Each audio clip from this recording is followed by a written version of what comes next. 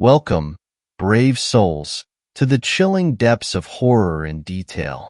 On this channel, we delve into the spine-chilling world of werewolf horror stories that will send shivers down your spine. First story. My grandfather had the worst job in human history. We used to have to take the corpses out with canes, he told me one time, because they were so intertwined. Entire pyramids of bodies, people climbing on top of one another, clawing each other to get away from the gas. They used to tell us it was a quick death, but everyone knew it wasn't. The screaming in the chamber would go on for 15 or 20 minutes. They used to put a little glass window in the doors so the doctors could look in and watch. My grandfather, Alexander, had told me about his time in the Sonderkommando, the corpse units of the National Socialist concentration camps. He had been arrested in Poland simply because he had been a leader in his field and an intellectual with a history of supporting Polish nationalism. This had raised red flags, and during a roundup of the intelligentsia, my grandfather had also been arrested and tortured by the Gestapo. They had made him sign something he never got to read, and then he had been moved to the prison and, eventually, to his new job. The day it happened, he said, my friend Bartek and I were on duty. Our job was to lead the people towards the chambers without alerting them or causing a riot. The Sonderkommando all used lines like, "Don't forget where you put your clothes, because you'll need to come back to them," or "Tie your shoes together for convenience to make it easier to find them when you come back." We always emphasized how they would come back after their shower, but I never looked them in the eyes when I said it. He stared out the window for a long moment at this, his mug of coffee steaming in front of him. I knew not to interrupt him. He often talked to me about his experiences. It seemed like he wanted to draw poison out of his memories, and letting him talk seemed to help him do it. So the chamber was packed, as always, he said, 800 people smashed into a tiny area, like sardines. To get the last ones in, the SS would often beat and bludgeon people. The claustrophobia must have been horrifying. The lack of air, the packed chamber like a massive coffin. By the time they slammed the door closed, there wasn't an extra inch of space into the entire chamber. In fact, after they opened the door, their bodies would often still be standing, because there was simply no room for them to fall down. Except for the middle of the chamber, of course. There, people lived longest, and they tried to escape from the gas. We would see infants and small children at the bottom of the human pyramid, smothered and stampeded. The stronger ones would be at the top, having climbed over the bodies of others to try to get some air at the top of the chamber. The gas did have a tendency to fall, depending on the temperature and humidity. When they opened the doors, Bartek and I walked in along with the other Sonderkommando. We used long canes to pull the bodies apart. At first, a Sonderkommando would treat the bodies with respect, but after tens of thousands of bodies, you just started throwing them like bags of potatoes. It was our job, after all. He said this with an ironic misery, his eyes misty. Bartek and I would then pile the bodies on carts to be brought to other teams of Sonderkommando. One team, which we called the dentists, would rip the gold teeth out so they could melt it down into bars and send it back to Germany. Another would shave all the remaining hair off the corpses. They had shaved them when they first got there, but any remainder would make the crematoria reek of burning hair. Bartek and I were moving our carts of corpses up the lift elevators when a commotion suddenly broke out in the nearby medical barracks. They called it a medical barracks, but in reality, it was mostly a place where doctors experimented on people and where the sick were often given lethal doses of phenol intravenously. This also wasn't a quick death, as the person would begin to get agonizing cramps and a burning sensation before devolving into unconsciousness. I had no idea what was going on. At first, I thought the SS were trying to prevent a prisoner escape, Or perhaps someone had already escaped and they were in an uproar. It looked like someone had kicked a hornet's nest. I saw government vehicles speeding in with fully armed troops. The guards surrounded the gates of the camp, a thick ring of black-suited soldiers. I saw a doctor running out of the barracks with blood covering his white lab coat. His eyes looked wild, and he screamed something in German to the soldiers. He kept screaming it over and over. Die Wolfen, he said. Most of the Sonderkommando, including myself, knew at least some German. It was, after all, the administrative language of the National Socialist State, and the Germans never deigned to speak to us in our own languages, unless they were torturing us or trying to get information. By this time, Bartek and I had paused, a cart full of emaciated, naked corpses lying in front of each of us. The doctor ran past us, not noticing us, his eyes wild. He continued to scream gibberish in German, speaking so fast I could barely understand anything except two words, the girl and the wolf. What in the hell do you think this is about? Bartek asked me, his blue eyes wide and uncertain. I just shook my head, feeling numb. I hadn't felt much of anything in months, to be honest. I had closed myself down emotionally, psychologically removed myself from the present. I saw much of this as if it were happening to someone else. It was my mind, I think, trying to protect me. Even now, looking back, I feel like I'm telling someone else's story sometimes. A torrent of gunfire erupted from the medical barracks, and then a woman ran out, a nurse. Her face looked like a mask of gore. One eye hung limply from its socket, and her entire left cheek hung down, a flap of skin revealing the teeth beyond, like some sort of grotesque half-smile. In her remaining eye, I saw mortal terror and fear. Seeing it coming from our captors loosened something inside of me. Bartek felt the same way. We left our carts of dead and turned to run. At that moment, something tore its way out of the barracks. As I saw what it was, I began running with all the energy that my starving body could provide. It was a girl, or at least it had been. She looked no older than 12 or 13, and she wore a striped uniform soaked in blood. Her arms and legs lengthened before my eyes, forming long claws that erupted from her fingers. Her mouth had formed into a strange rictus grin, with drops of blood falling from her sharpening teeth. Stringy black hair seemed to grow from her head, and her eyes turned yellow, with slitted, demonic pupils gleaming in the center, emanating a bloodlust and fury I had never seen before. The SS guards and soldiers had streamed in the front gates by this point, running at her and shouting orders. Automatic rifles began to fire, and Bartek grabbed my hand and pulled me down to the ground just in time. I heard bullets whizzing over my head, smashing into the crematoria's chimneys and the surrounding barracks. I knew they weren't shooting at me, but so many soldiers had opened fire that the entire area had turned into a shooting gallery. I looked back and saw bullets ripping into the girl's body. Gore blossomed from her chest, blood and flesh exploding out of the exit wounds, covering the bare dirt around her. With a roar, she jumped on top of the barracks, leaping 20 feet in the air. To my amazement, I watched the wounds healing before my eyes. I wondered what kind of strange medical experiment this was that could produce such an effect. Bartek shook me, telling me, "We have to run, we have to get out." But I just stayed there, shell-shocked. He slapped me, pulling me up and towards the gas chamber. "We can barricade ourselves inside the chamber," he said. I gasped. "I'm not going to lock myself in there." I shouted, waves of anxiety rising in my chest.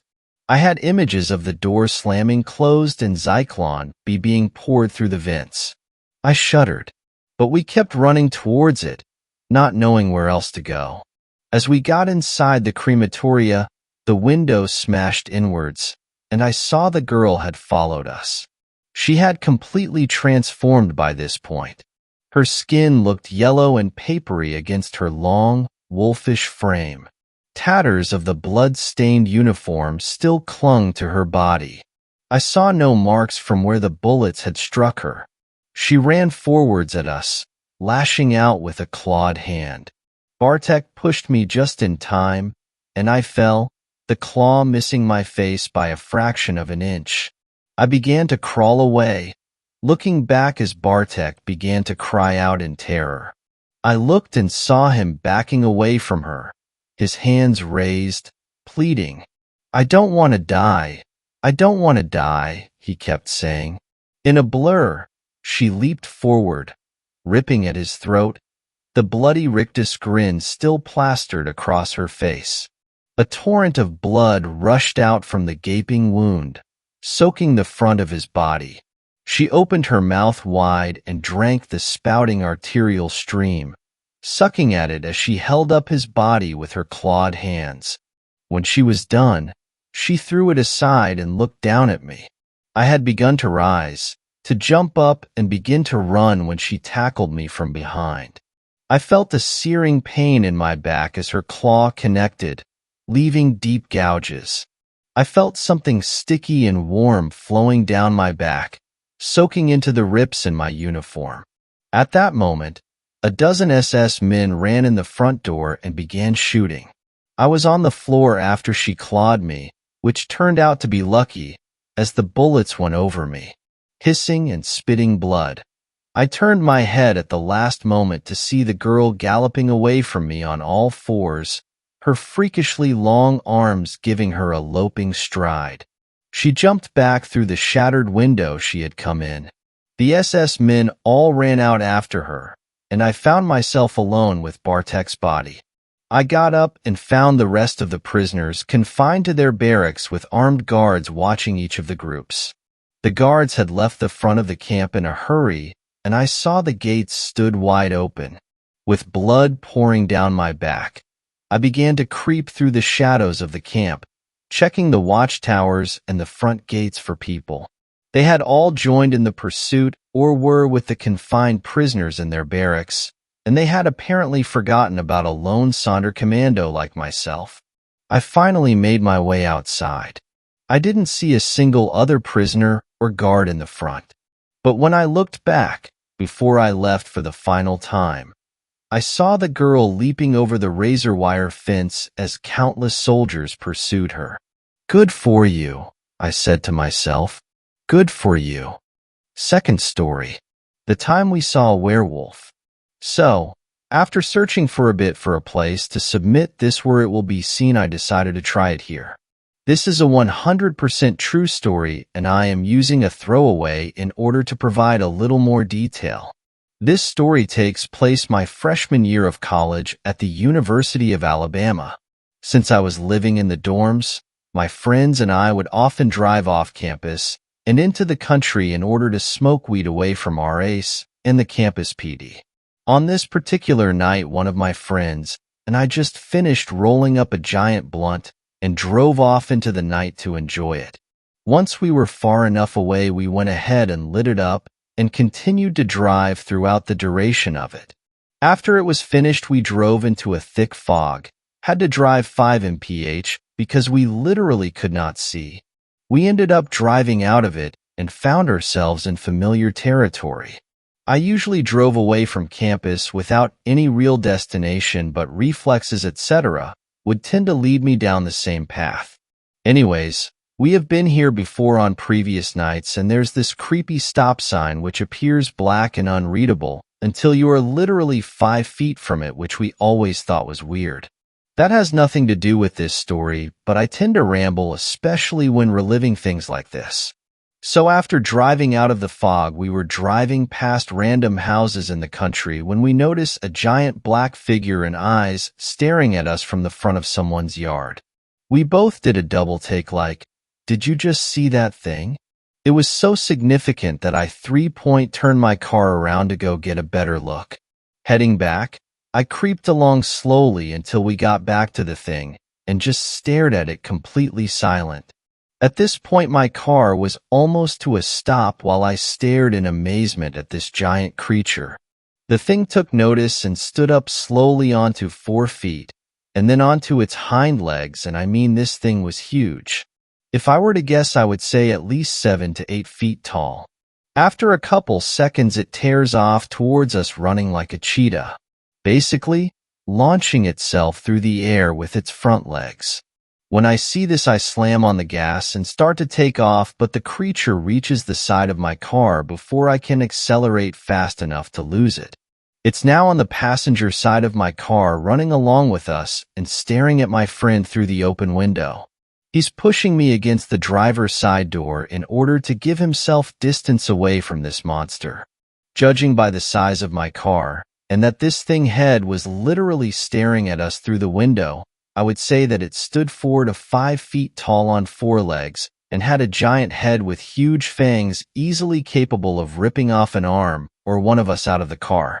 Eventually, with my foot all the way on the gas while staring at this beast in horror and amazement, we gain enough speed to start pulling away from it, 30 to 40 miles per hour, I would guess, and the beast tears off into the woods. We both just sit in silence until we gather ourselves and recount what we saw in order to make sure we both saw the same amazing thing. Some of you may criticize this story since we were both high, but this was an everyday occurrence, and we both saw the same terrifying thing. After analyzing other more likely creatures, I came across this picture of a hairless bear, which honestly does look a lot like what we saw. So who knows? Third story. I saw a goddamn werewolf. That shit was terrifying. Or I think I did. So I guess you all know about werewolves. I mean, seriously, if you never ever have heard about one, you must be living under a rock. A really big one. I need to confess you guys what I saw because this is crazy. I don't even know if what I saw was real or my imagination, but was it creepy? So me and my wife both agreed to go on a holiday to Romania. We are both from England, and I wanted to know how the country that beat us 4-2 in the U21 European football looked like. She did some Googling and found out Cluj-Napoca would be nice, since we didn't want to go to the capital because she thought it was so cliché. I didn't really care that much. So we left on May 24th, and we were both really happy.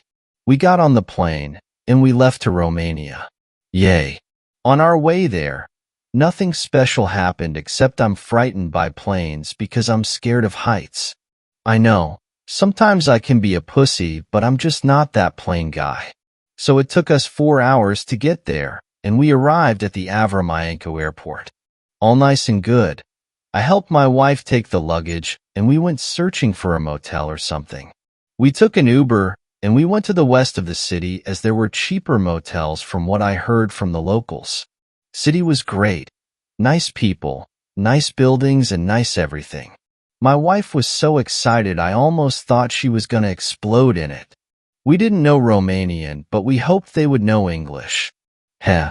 We arrived at the motel, and to be honest, it was pretty shitty, but at least I had a pillow to put my head on, and it was actually very cheap. So, it worked for us. We went to this history museum, but I don't think you guys care about that. So, one night, I think it was 4 a.m., I just woke up randomly. I don't know why till this day, but I know I just couldn't get myself to sleep again. I said bloody hell and just go outside, take a cig. I saw there was a guy at a vending machine and went to him, maybe chat a little. I figured he probably wouldn't know English, but went for it anyways. Hey, what's up? I looked at him. He was wearing a white hoodie and a cap. I'm gonna be honest, I thought he was some drug dealer or something, but I wanted to talk to someone, and my wife doesn't like it when I wake her up. Hello, I'm good. How about you? He told me as he got his fresh and cold Pepsi from the vending machine. I was surprised he knew English. Most of the people we've come across had a hard time understanding us. Guess these folks from Romania don't speak very good English. Anyways, maybe it's just because we only talk to grown-up men, not with some random teenagers. And this guy looked like 40 plus, so it was nice seeing him. He knows how to talk. Oh, finally. I thought nobody knows how to speak properly in this city, haha. I glanced at his Pepsi. Well, you were probably talking to some old motherfuckers, man. What are you doing up this late? He asked me. Nothing. Just thought I can get some fresh air. I took some money from my pocket and got myself a Pepsi too from that vending. Where are you from? He asked me with a grin on his face. I'm from London, mate. I'm on holiday here. I didn't tell him I was with my wife or something. Guy was friendly, but didn't look like he was friendly. Oh, London. London. I know. I've been there with work. Anyways, gotta go. He told me as he rushed into an alley. Figured he was some kind of a hobo. I stood there drinking my Pepsi when I heard a loud growl from the alley. I shook. That was no dog growl. It was so loud I think everybody heard it. That hobo couldn't growl like that. I thought to myself, what was he doing? I heard a scream and I knew shit went off. At first I didn't know what to do. I was scared. What that could be? A bear? A wolf? A lion? A tiger? What the fuck? So I said fuck it and went to the alley. What I saw wasn't human, neither animal. It was some kind of a creature, big and muscular. It had his hand in the dumpster, and it was so dark I didn't see the guy, but I figured that thing must have killed him. It ran away on all fours at supernatural speed. I sat there like an idiot trying to convince myself it wasn't real. It's a hallucination, or it's a dream. I went into the alley, I know. Stupid idea, and I got my phone out. I put on the flashlight and looked into the dumpster. It smelt really, really bad. What I saw will haunt me forever and ever. It was the hobo's head, with claw marks on it. Fourth story. Don't go to sleep when there is a full moon. My older stepbrother always made fun of me for being scared of the dark and being scared of his room. He did not understand what happened to me and thought I was a liar. Because I was so scared, Ray, my brother, thought it would be funny to scare me with stories and tales of where we lived. I was always frightened growing up because of him. Ray told me a story of how his friend went asleep during a full moon and all of his fingers ended up being cut off. I was scared for months. He told me all sorts of creepy things happened on nights with a full moon. Even with my brother trying to scare me, I loved my house. I had a huge backyard. It is about the size of a football field in a suburb neighborhood. In my backyard, there is a huge wooden playground with a tree house, swings, and a slide. There is a garden, a grove of citrus trees, a trampoline, a shed, and a big concrete wall that separates my backyard from a horse trail. Every day horses and their riders would come by on the trail. My younger brother, Ryan, and I loved to watch the horses. When I turned 5, I began kindergarten. In kindergarten I met my, still to this day, best friend Brenna. She and I did everything together. We spent a lot of time in my backyard on the trampoline. One night, we decided to have a sleepover. It was summer and the air was very hot. We lived in a very safe neighborhood in California, and so Brenna and I decided to sleep on the trampoline. We wanted to stay away from my stepmother as much as possible.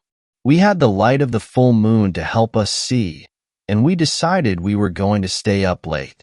At about 11:59 p.m., Brenna and I heard the sound of hooves beating down the trail.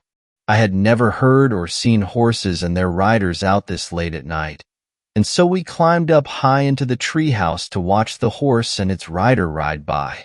We sat in the tree and waited for them to appear. When they finally did, it was the creepiest thing. There was no rider. The horse, as we call it, had a human body, but had a huge horse head. The head was big and brown, with dark black eyes and long black hair. The horse was about 12 feet tall. We knew this because my wall is 10 feet and the horse towered over it. Where hands and feet should have been, there were hooves. I freaked out. I grabbed Brenna and ducked down so that the thing could not see us. I knew I was not imagining anything because Brenna saw it as well. When the horse became level with the treehouse, it stopped. It turned its head slowly and its eyes flashed green. Then it was gone. At first I thought it was my brother playing tricks on me. Since he had talked about full moons so much, I figured he was trying to scare my friend and me. That was not the case. This horse thing disappeared into thin air. Poof, it was gone. Plus my 8-year-old brother was not 12 feet tall by any means. Brenna and I, trying to be brave, ran out of the gate on the other side of the backyard, around the front of the house, and to one of the entrances to the horse trail. We ran down the horse trail to where we saw the horse disappear. There were hoof prints, but we were not experts and could not tell if they were old or new. We looked around and kept walking until we came to the place in the horse trail where one of the cement walls ended and a chain-link fence started. Behind the chain-linked fence were a bunch of goats. The goats were acting very spooked. They were bucking and running away from the fence. Then they started bleeding. Brenna and me booked it back down the horse trail until we came to the place the horse vanished. Laying on the ground was a gold ring with a glowing green gem in the middle. Brenna and I decided to keep it. That was a mistake. I would write more about this ring now, but every time I have begun to write it in here, my computer suddenly logs me out. This has happened 3 times already. I get it halfway written and my computer logs out and I have to start again. I am going to write it in a Word document and paste it here tomorrow. Hopefully my fellow Redditors can help me figure out why I seem to attract these weird things. Asterisk, asterisk, asterisk, asterisk. Update. Brenna decided to take the ring home. It was small, made of what 2 6-year-olds thought was gold and an emerald maybe. Brenna thought it belonged to a rich person and wanted reward money for it. I told her to take it. 2 weeks later, Brenna decided to wear the ring to school. A girl named Stephanie really wanted the ring. She stole it from Brenna's lunchbox. Brenna found it and ripped it off of Stephanie's finger and told her, "For stealing my ring, you should be trapped under the stage and never let out." Our stage did not have an under that you could get to, so we both looked at her like she was crazy. Being 6, we all got over it by the end of the day. The next day, Stephanie could not be found. She became a missing person after 48 hours. I blamed Brenna and told her to tell the cops what she said. Again, being 6, what did I know? Brenna actually went and told the police that Stephanie was trapped under the stage forever. The police shooed her away and our teacher pulled her color for the lie. Stephanie was never found. To this day, Brenna believes that Stephanie is stuck under the stage. Brenna freaked out and gave me the ring, saying it was evil. I did not want the ring and threw it in the trash. The next day, Brenna came to school and asked me how and when I had put the ring on her pillow. I told her I never did, that I threw it away. We went together in lunch and threw it over the fence at our school. We did not want it back. 2 days later, I found the ring in my garage in my shoe. I flushed it down the toilet.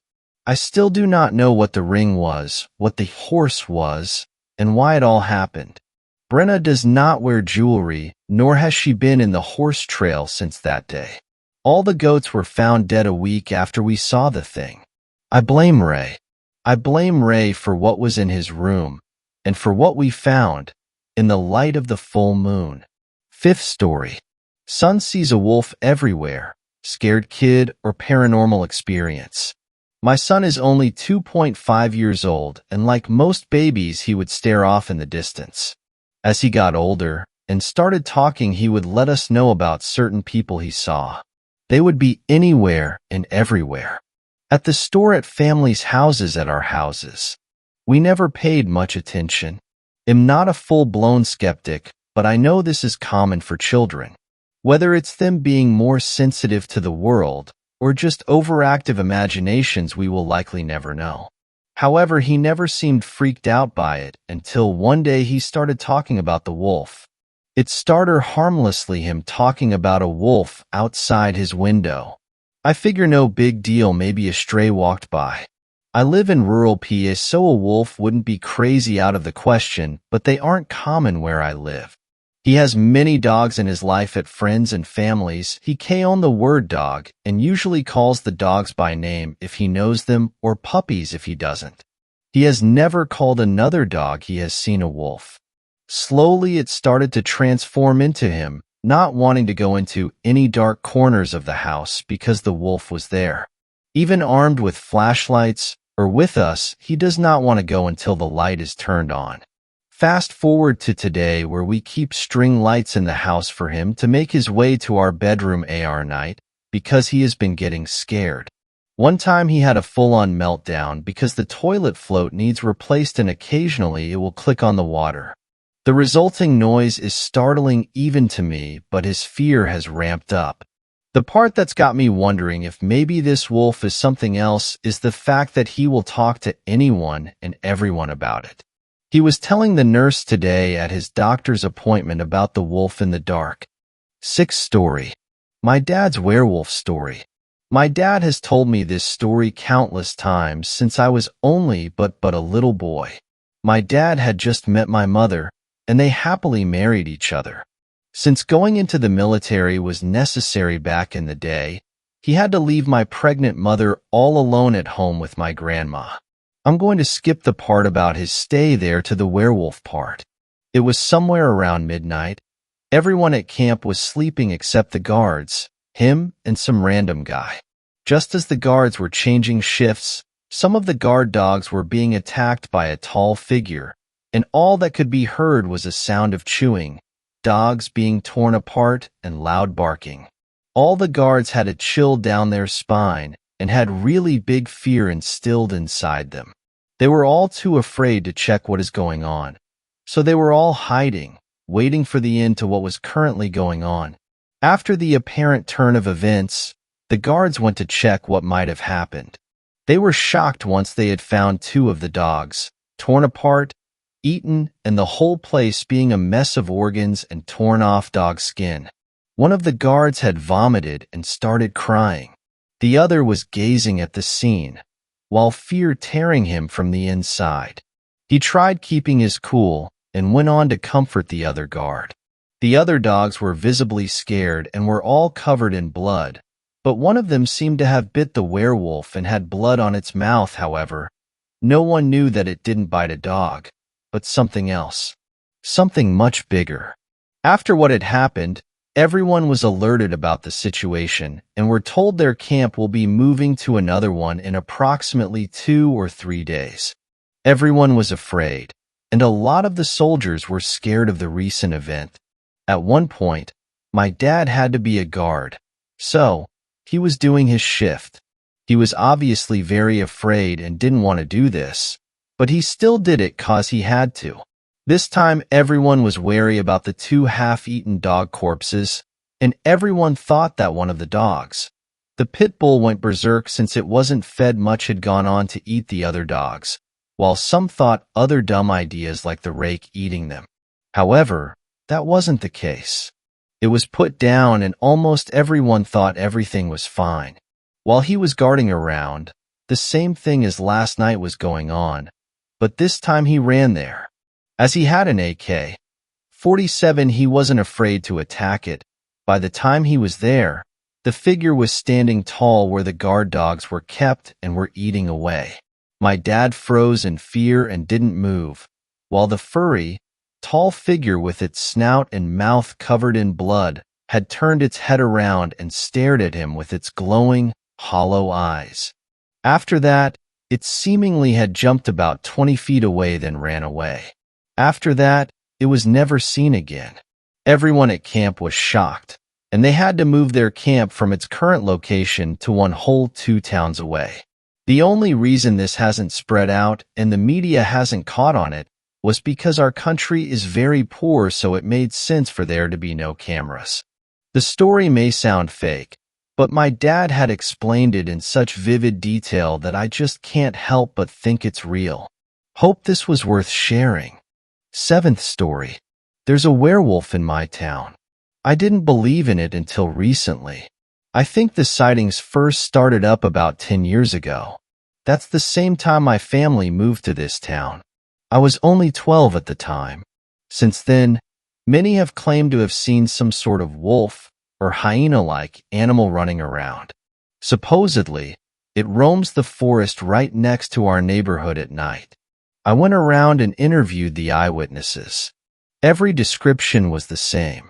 They said it has thick brown fur and bright blue eyes. It also has the ability to stand on its hind legs and is about my height when fully upright. These sightings are common enough that even the law enforcement officers believe in this werewolf. They say there are no officially recorded wolves or mountain lions or any other similar animals in this area that could explain the sightings. They've also tried to catch it more than once, but it clearly has human-level intelligence, since it has always been able to evade them. And no one knows where it goes during the day. The sightings just seemed to get more and more common as the years flew by, to the point where even my parents had claimed to see it once or twice. My mother says she saw it running across a road while driving home from work late at night, while my father said he saw it creeping around our front yard, before leaping over the fence and running back into the woods where it lurks. Everyone in this town claims to have seen this werewolf at some point, except for me. I don't believe in the thing. Why should I? Everyone knows eyewitness accounts are the least reliable form of evidence, since they can easily be fabricated, exaggerated, or misinterpreted. That said, just recently, some extremely convincing physical evidence has been found. For instance, some people have photographed large footprints clearly canine in origin, but much larger than that of a fox or coyote.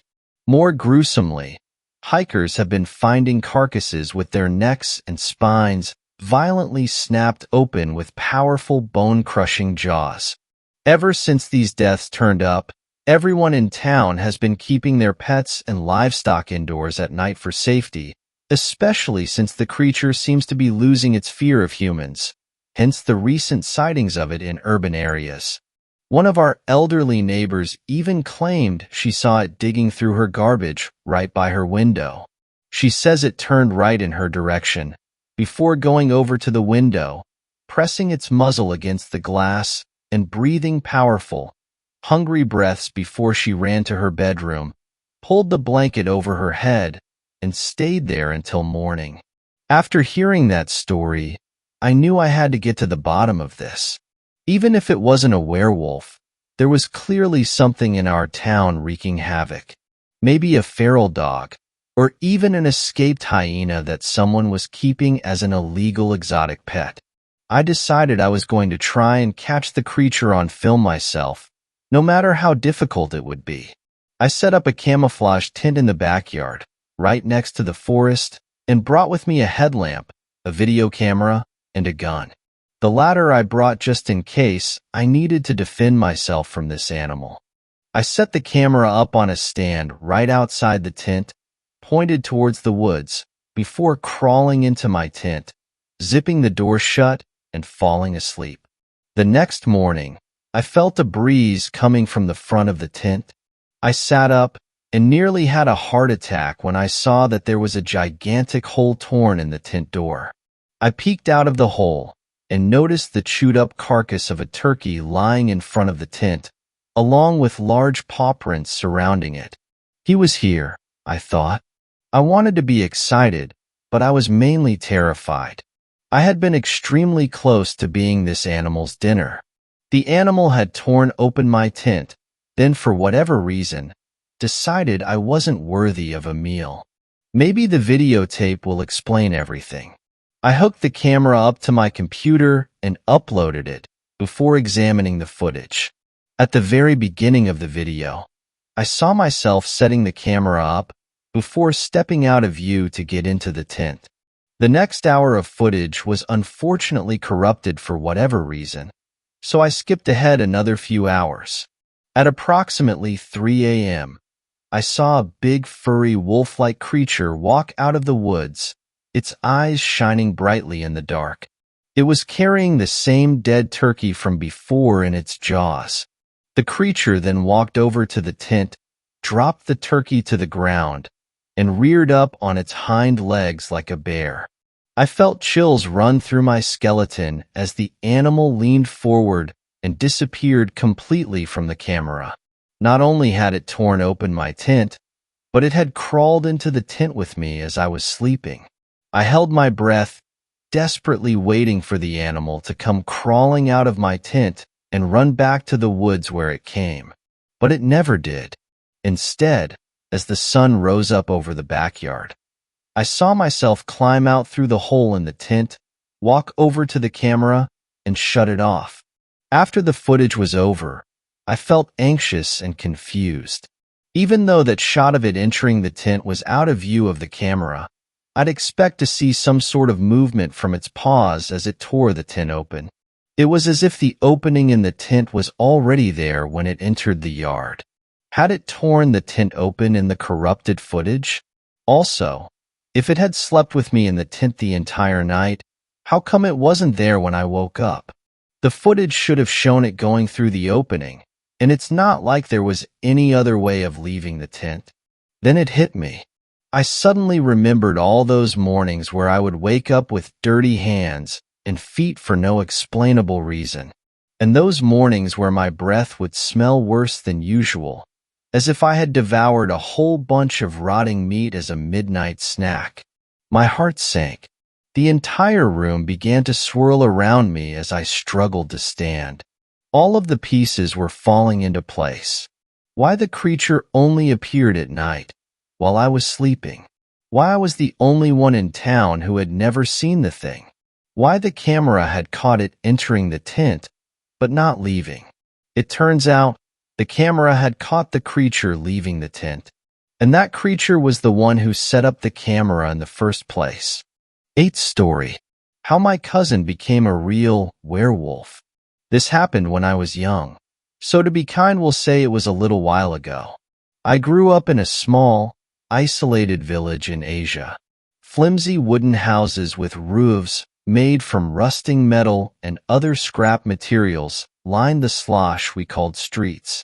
Children ran through the filth barefooted, ignoring the mounding piles of trash, and people lived in an uncomfortable closeness where there was little privacy.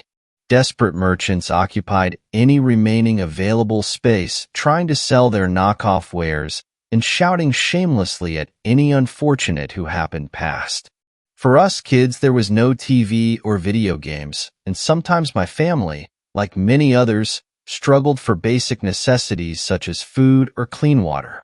However, despite these conditions and the little we had, I remember my childhood fondly as my family was a loving, close-knit bunch. We were 5 brothers and 2 sisters with a great number of cousins, and our parents always worked hard to provide for us. There was only one time in my childhood when I felt truly afraid, and that was when my older cousin Murali became sick with an illness more terrifying and unexplainable than anything I had ever seen. It had been the middle of summer. I was 6 years old. The sweltering heat was enough to melt away any optimism, and the air hung thick with humidity. That was when a visitor from the Western world arrived in our tiny village. He was a short English man. His round face was a flush red from the weather, with beads of perspiration adorning his brow as he stumbled into our village, wearing a small hat and explorer clothing. His skinny, pale legs reflected back the sun brilliantly, and we made jokes at his expense for it. But we also found ourselves captivated by the stories he would tell. We were also a little impressed he could speak the language fairly fluently. Our favorite story was the one about the Wolfman, a man bitten by a wolf to become a monstrous creature under the full moon of the night, unable to control his beast instincts to kill and devour anyone he came across. It was the tale we requested to hear more than once, and with each telling he would add new details to alight our imaginations. Our young minds were captivated, listening to his every word with anticipation, In fact, the first English word I learned because of him was werewolf. We would even play werewolf amongst ourselves when we could. One of us would chase while the others ran. If you were caught, you were now a werewolf too. The game was fun to us until one day a group of us had run the wrong way down an alley and found ourselves face to face with a pack of feral dogs. Now, feral dogs were, and still are, an issue that is faced by my home village. The dogs multiply and became aggressive towards people very easily, so it was not uncommon to run into a bad dog or to be chased by one. This is what happened on that day. Upon being disturbed, the dogs growled and barked viciously. My sisters ran, and this caused the dogs to chase. Soon we were all running for our lives from the animals, and at some point during the confusion, Morali had been bitten by a dog. The bite was not so bad, hardly having broken the skin, and there was almost no blood. Collectively, we decided not to tell our parents. We didn't want to get into trouble, and instead joked about how Morali was now a wolf man, just like the stories. However, in the days after he was bitten, Morali really did begin to behave strange. He became restless, unable to sit still. He was very agitated and would move about constantly. His movements were not with any purpose or direction, but he started to tell us that he was changing, that he could feel the change. This, of course, scared us. In hushed tones, we discussed what we were going to do now that he was a werewolf. In the Englishman's stories, the beast had been put down with silver, but we had none. Days passed as he began to change more. He refused food and water, even going as far as to spit it back up violently. Drool dribbled from the corner of his mouth and down his chin. We reasoned that he was now only hungry for flesh and thirsty for blood. It was at this point that we finally confessed to our parents what had happened, though I am certain they already knew something was wrong before that. We had hoped they would know what to do, but after telling them, none of us were allowed to see Morali. We were told this was because his transformation was nearly complete, that he had become aggressive and dangerous. Often standing on all fours, he would growl and snap at anyone who came near. Thick saliva ran down his chin in an animalistic fashion, and by the end, the week he seemed to us to truly be an animal. My brothers, sisters, and I were all afraid of him.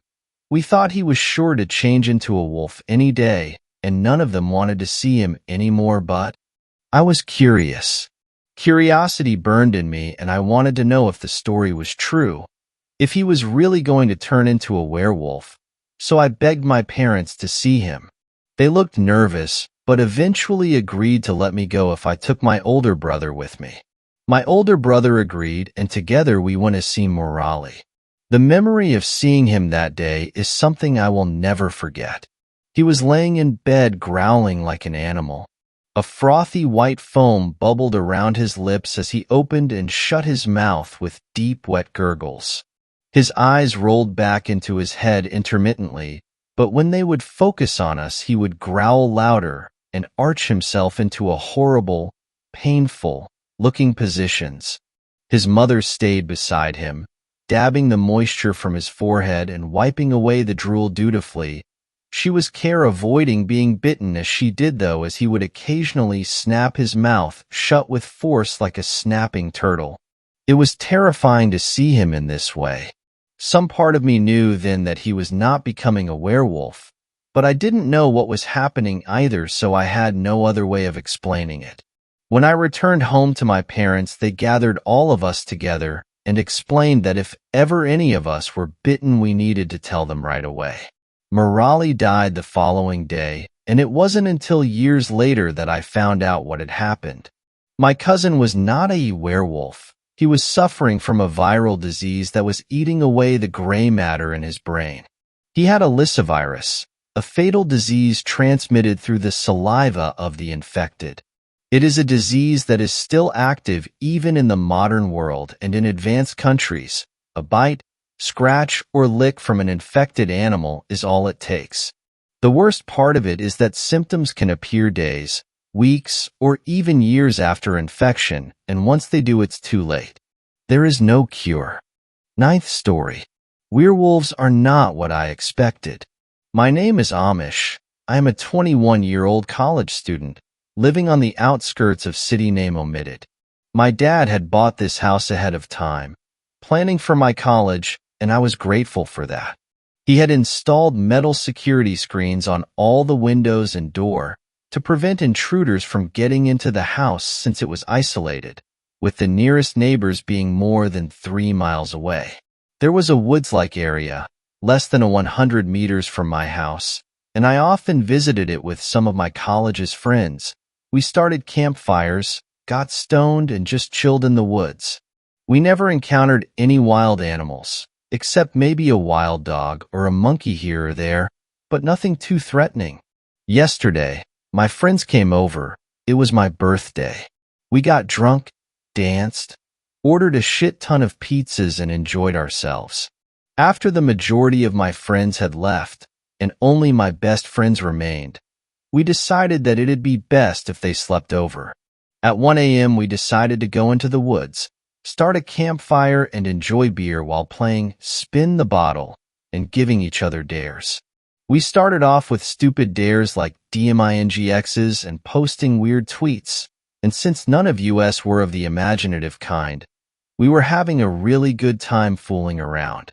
Eventually, my friend Mike dared me to go into the woods and click a picture on the far end of the woods. I wasn't in the mood to get bit by a wild insect or to get chased by a wild dog and couldn't even think straight. So I asked Mike to give me some other dare and stop being silly. They all chuckled and imitated a chicken. "You aren't so tough after all, big guy, are you?" said Katie in between snickers. I was frustrated. "Screw you guys," I whispered under my breath before getting up and walking into the woods. I had my phone on me, so I used its flashlight to navigate through the forest. While I was in the middle of the woods, surrounded by trees and bushes, I noticed motion in my peripheral vision. I looked straight towards the bush through which I noticed the movement and started walking towards it. I could not see a thing. As soon as I walked into the bush, I heard a low growl and the sounds of quick, heavy footsteps. I walked through the bushes but found nothing/no one. "Yeah, super funny, guys." I looked around and exclaimed in the darkness.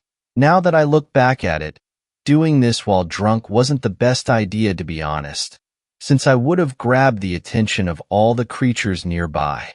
I dismissed it as a wild puppy or a bunny or something and continued walking deeper into the woods. I arrived at the end of woods and turned off my phone's flashlight, then took a selfie.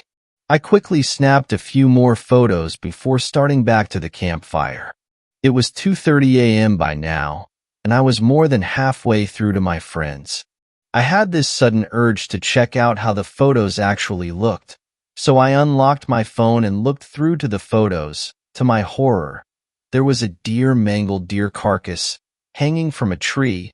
Its eyes were slashed right out, blood poured from its stomach, or what remained of its stomach. Its back had a giant bit more, resembling that of a dog or a wolf. I threw up at the horrid sight. How could have I not noticed it? I thought to myself. I continued to walk towards the campfire, now getting both scared and desperate. Just before the campfire was in sight, I heard roaring and people crying out for help. When I connected the dots in my head, I came to a disturbing realization. I ran as fast as I could towards the sounds, only to see 3 of my friends' headless, mangled bodies around the campfire. All their bodies were mangled. I saw Mike running towards the house. Before I could even fully process what was happening, a bipedal wolf-like creature came sprinting down. It dug its claws in Mike's back. I heard him shriek before the creature put its jaws around his neck and snapped his neck clean in half.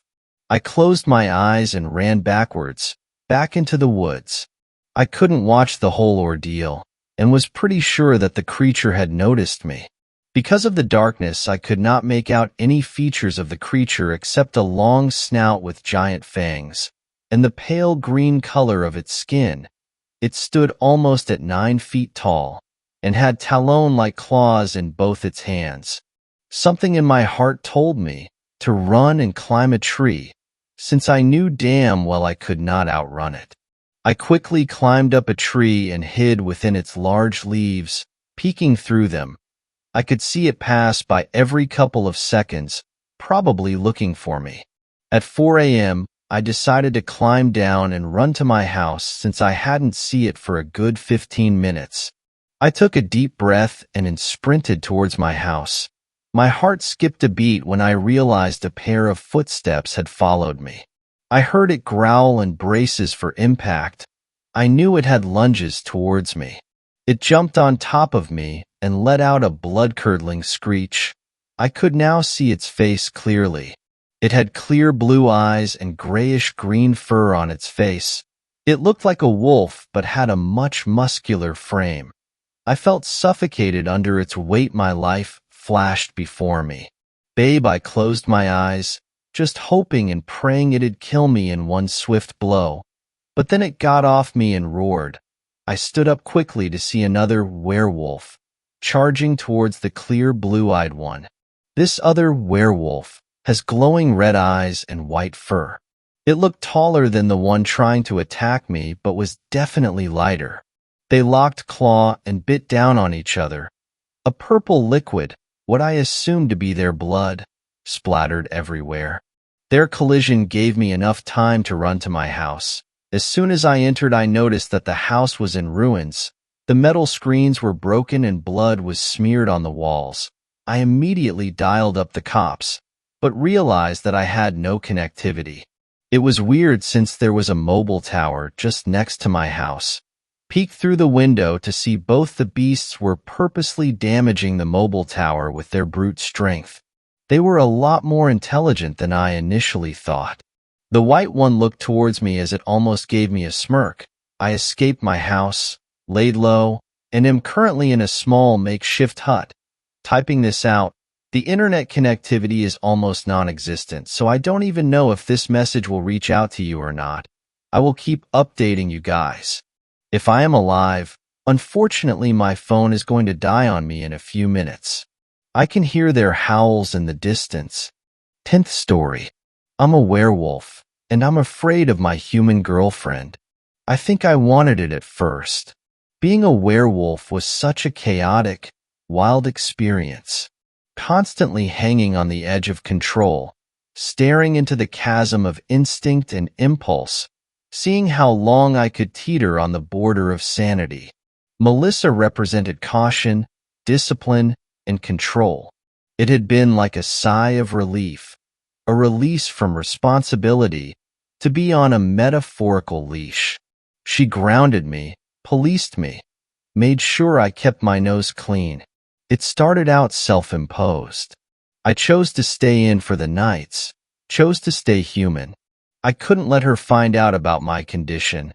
And on top of that, she was the perfect excuse to get me out of the weekly, if not nightly, hunts my pack always dragged me along for. After a while, though, I'm not exactly sure when, it stopped being self-imposed.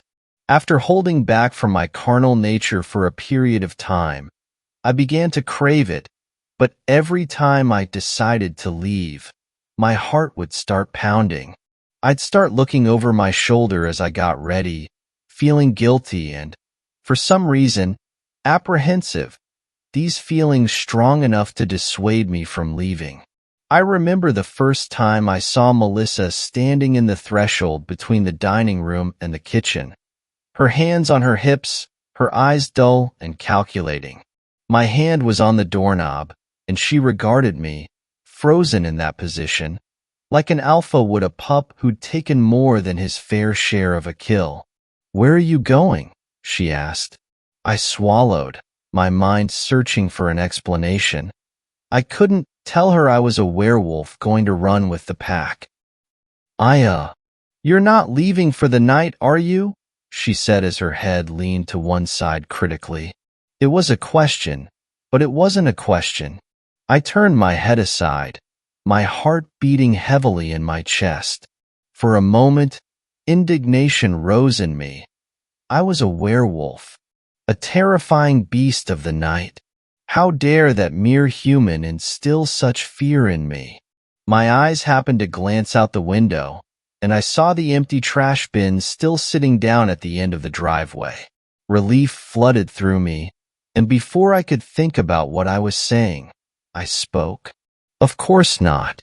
I just happened to see the trash cans out there, forgot to bring them in earlier, so I figured I'd run out and grab them now. At that, Melissa's thin line of a mouth curled into a smile, and she nodded. My quest for the trash cans had been approved. I turned away from her and opened the door, and that's when she said it, quietly, but loud enough for me to hear. Good boy. The hair on my arms stood up, and I paused in the doorway. My breaths became heavier as thoughts and emotions raced through me, but I shoved all the implications aside. The trash needed to be brought in. That was a few weeks ago, and now the leash felt more like a noose.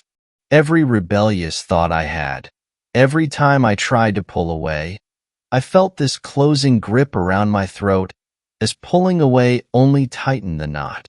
Eventually, however, the need to leave, to run, and to hunt was left so long unsated. It grew to match the feelings that held me back. Over the course of a few days, I built up the courage to confront Melissa, and on the night I told my pack I would join them, I approached her. I opened the door to the basement, and the rattling sound of the washing machine bounced up the stairwell to my ears. I swallowed and descended. The basement was unfinished, and Melissa stood on the concrete floor in front of the washer and dryer, two shining white pieces of machinery in an otherwise gray and brown basement.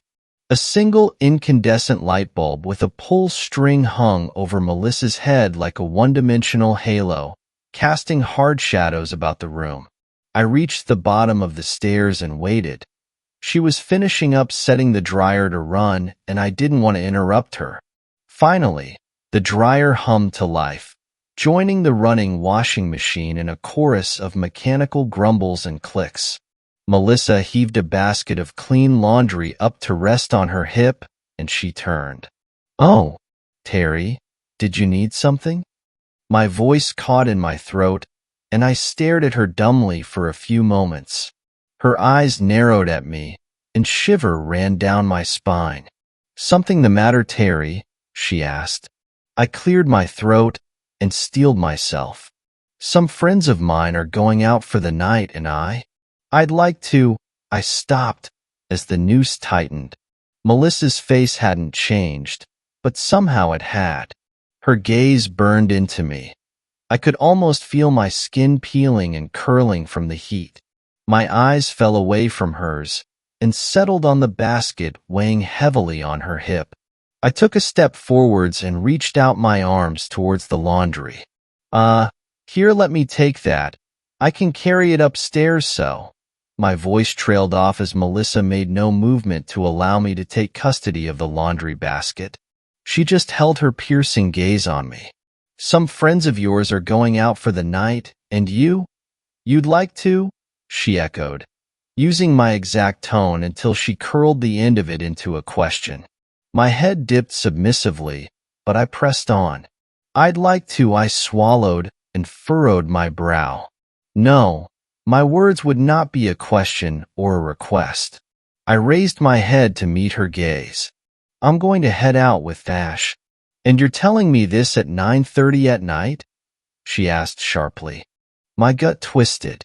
Well, I didn't mean to wait so long. Time got away from me. "Here, let me take that laundry basket.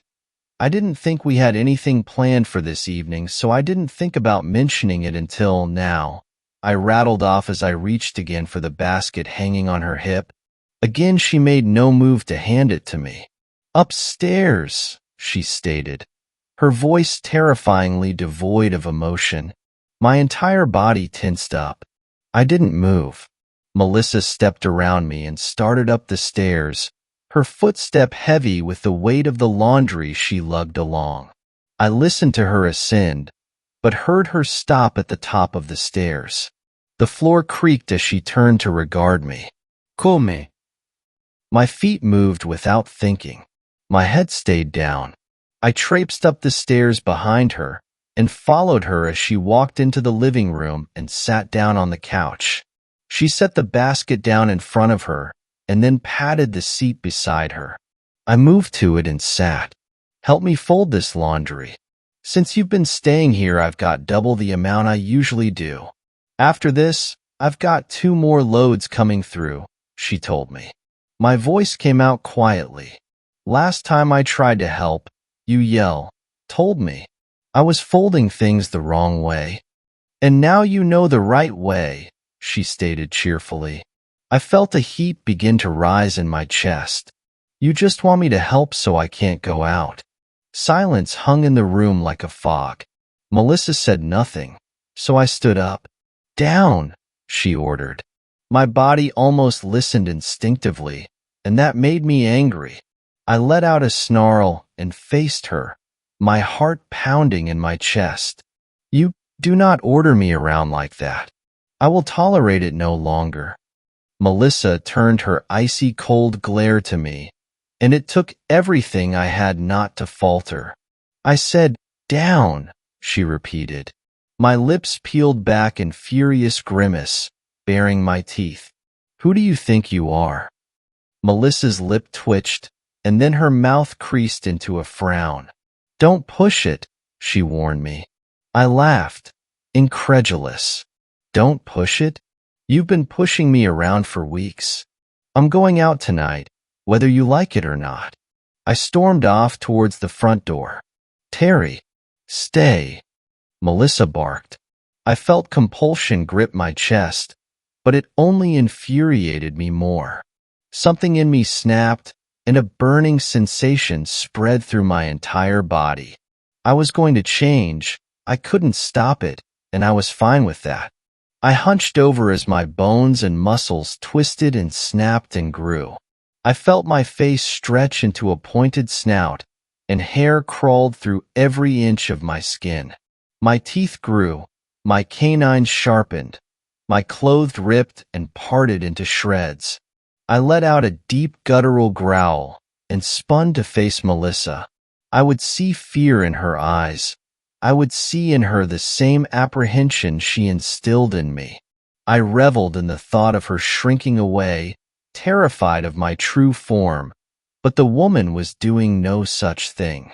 Slowly she rose and stepped away from the couch, regarding me with something like disappointment and perhaps a bit of pity. Rage overtook me, and I lunged at her with a snarl. Melissa stood her ground, and I stopped an inch from her face. There was no fear, no apprehension, no sense of mortal danger from her. I was several feet taller than her in my true form, and yet somehow she looked down on me. Her shape didn't change, but in my head, she grew. She grew bigger than me, and she was stronger than me. That's what her eyes said. That's what her posture told me, and I could not bring myself to argue. Sit, she commanded, her face twitching into a moment of a grimace as she spoke. My jaw snapped shut, and I fell to my hindquarters. Melissa's hand curled into a fist, save her index finger which pointed to the ground. Lay down. Defeated, I let out a slight whimper as I willingly collapsed to the floor, placing my chin on the ground at her feet. Now, stay, she bid me, a hint of irresistible softness entering her voice. I stayed there for a few moments and did nothing but breathe. Melissa slowly lowered herself into a squat, and her hand rested upon my head. Her knuckles curled, and she scratched through the fur between my ears. Good boy, she cooed quietly. I felt my body relax, and a euphoric sensation spread through every inch of my being. And I had never been more afraid.